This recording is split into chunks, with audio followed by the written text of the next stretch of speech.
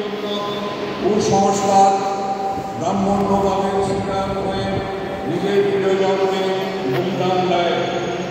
কবি এই কুসংস্কার ও ব্রাহ্মণ্যবাদের বিরুদ্ধে উদার আঘাত করেছেন।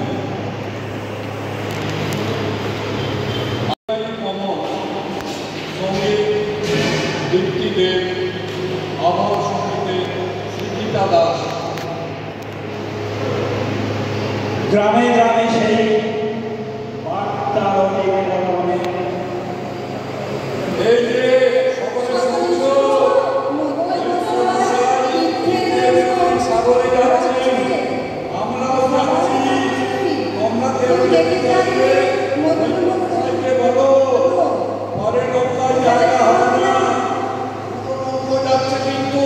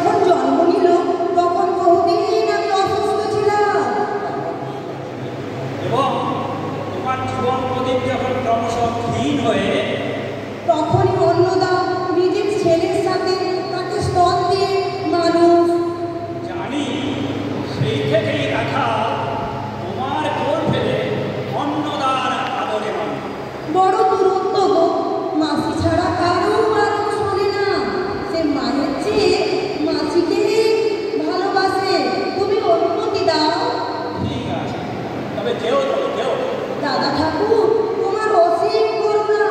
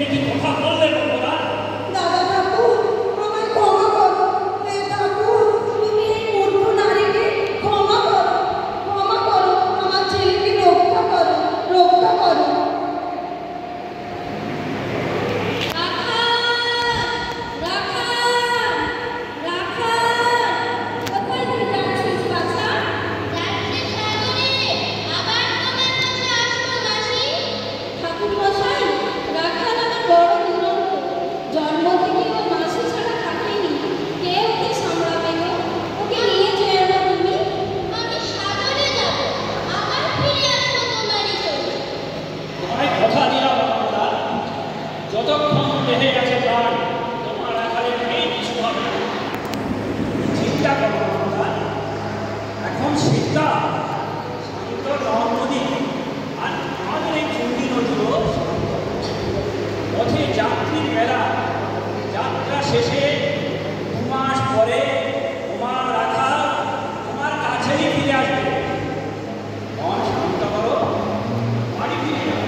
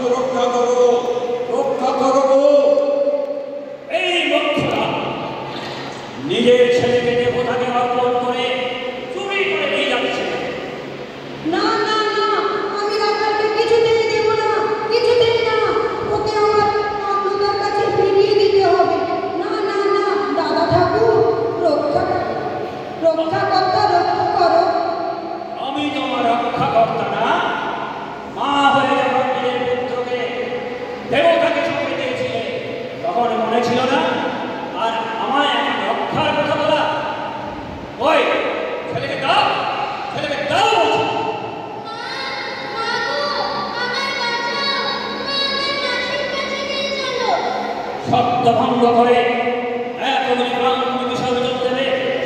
সব সব দেবতার রে। দাদা ঠাকুর, এই তোমার পায়ে পড়ি, রাগের বসে তখন কি বলেছি?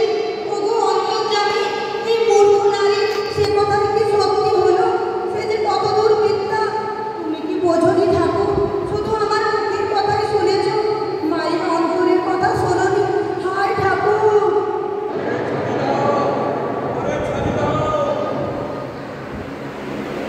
না, আমি ছাড়বো না, ছাড়বো না। আমি রাখালকে, মাঝি ভাই, ওকে নিও না গো, ওকে যে অন্নদান। না না না, আমি কিছুতেই। রাখাল, রাখাল,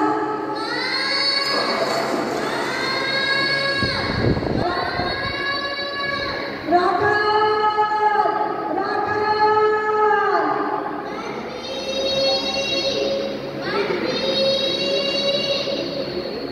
আমি আমি তো রাখালের রক্ষাকর্তা। আমি তো কথা দিয়েছিলাম অন্নদার কাছে ফিরে যাওয়া। ওকে আমাকে ফিরে যেতেই হবে। রাখাল!